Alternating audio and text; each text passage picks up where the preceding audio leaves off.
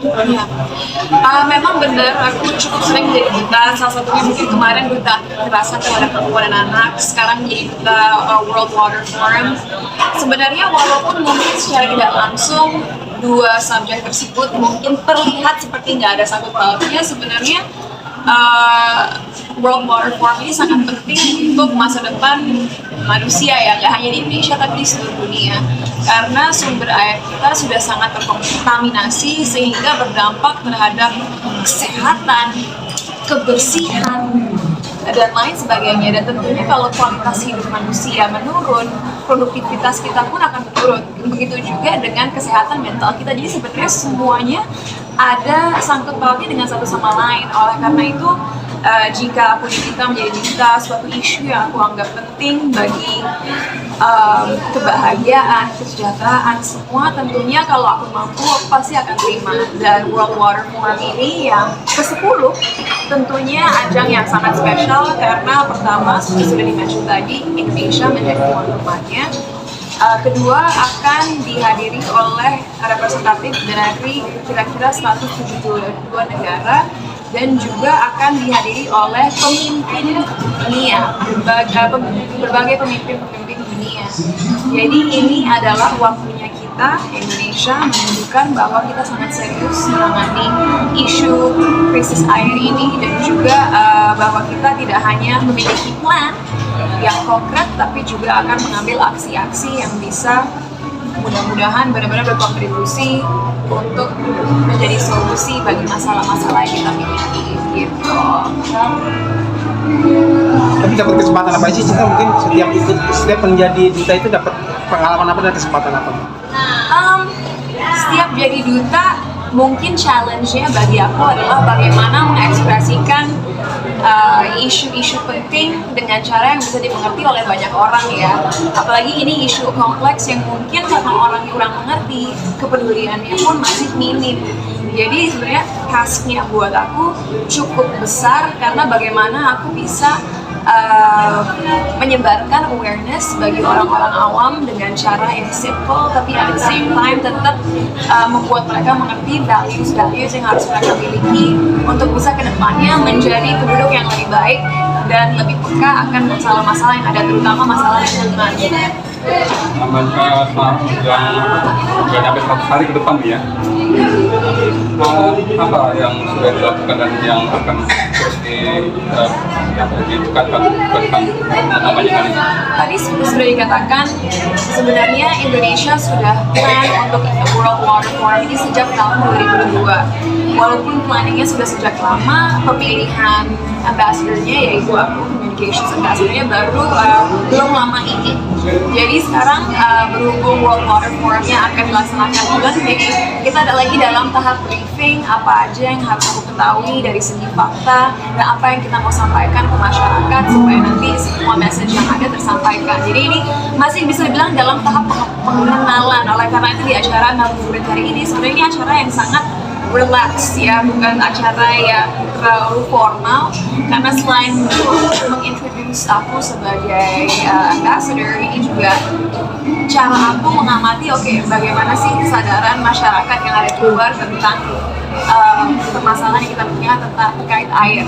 Dan seperti kita lihat, walaupun mereka hadir di sini dan aku senang melihat mereka, mungkin wawasan mereka terkait isu ini masih perlu dikembangkan lagi. Jadi mereka menjadi benchmark, apa nih yang harus kita lakukan ke depannya supaya orang-orang lebih peduli dan juga mengambil aksi-aksi kecil di keseharian mereka yang bisa berkontribusi untuk menangani masalah ini.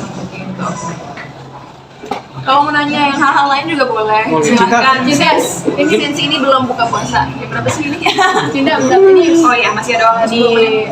Lewat 15 hari puasa, sekali lagi lebaran kayak bulan puasa ini masih aktif kerja seperti apa sih? Cinta sehari-hari memang buat puasa tetap kerja ya?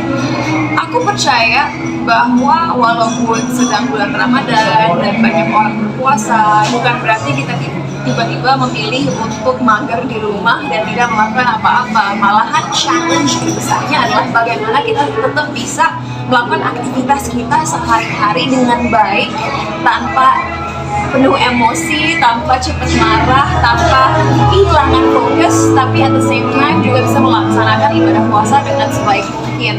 Jadi buat aku malahan lebih sibuknya keseharian aku lebih baik karena jadi nggak kerasa waktu cepat berlalu. Jadi malahan aku nggak mau sampai ada waktu luang karena lebih banyak bekerja, semakin nggak kerasa laparnya dan hausnya, dan bulan puasa jadi berlalu lebih cepat dan ibadah puasanya pun jadi lebih mudah karena kalau kita harus fokus dengan pekerjaan kita jadi nggak mikirin emosi, masalah, dan kelaparan, kehausan kita dan lain sebagainya. So I love working during Ramadan. Sendiri akan merayakan Idul Fitri di mana sih, dengan tradisi Idul Fitri ini keluarga besar seorang Cinta Laura itu seperti apa?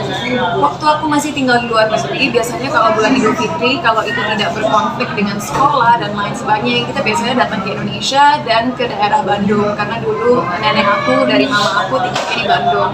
Sampai aku pindah ke Indonesia waktu belasan dulu umurnya, biasanya kalau Idul Fitri tradisi kita adalah datang ke rumah nenek aku yang di Bandung, dan aku punya 5 saudara lain, jadi anak tante-tante aku, anak kakak-kakak dan adik mama aku, kita gabung bareng malam-malam main kembang api.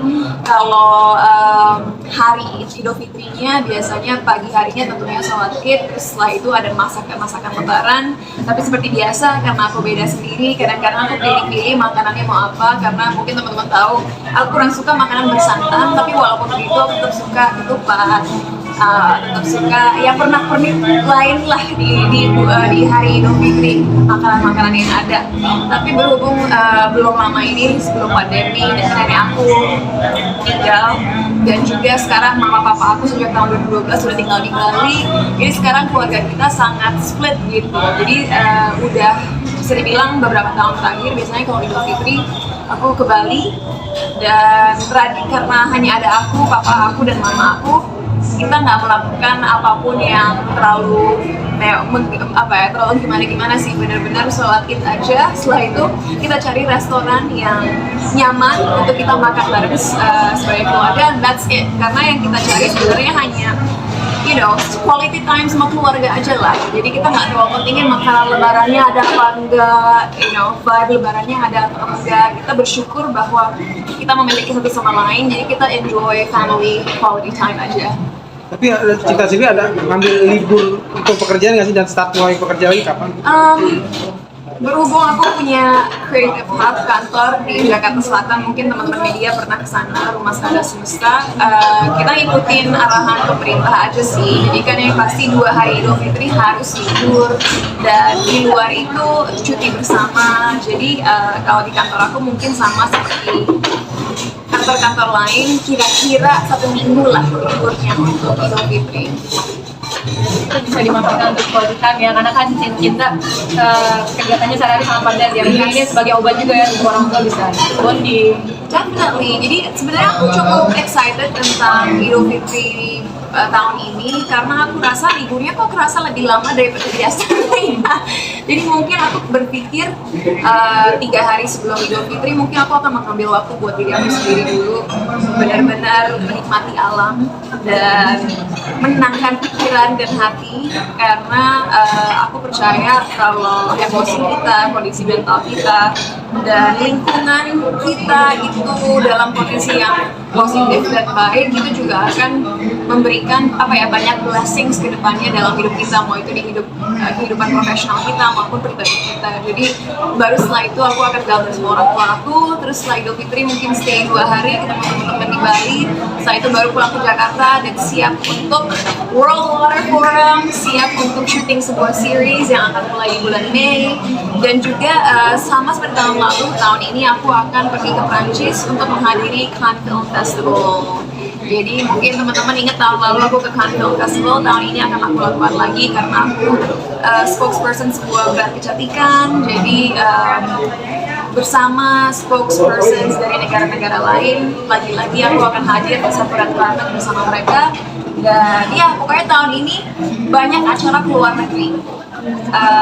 Tapi di luar itu, yang tadinya tahun 2023 kemarin aku sempat break dari syuting film, syuting series, tahun ini aku akan balik ke depan layar kaca. So gimana ya, aku rasa semakin kita dewasa, waktu itu semakin cepat berlalu, and it's so annoying karena tiba-tiba loh aku udah ulang tahun lagi ya, padahal aku nggak mau cepet-cepet ulang tahun gitu.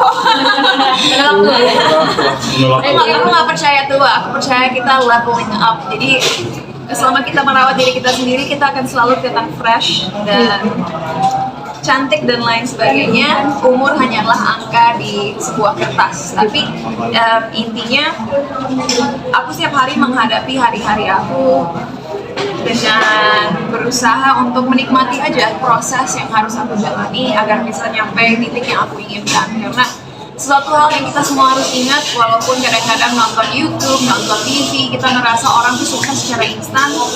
Aku percaya kesuksesan yang sustainable, yang tahan lama, itu butuh proses dan juga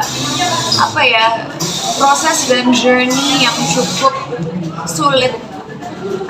Dan kebahagiaan, kesuksesan semua butuh effort dan kerja keras untuk bisa diraih.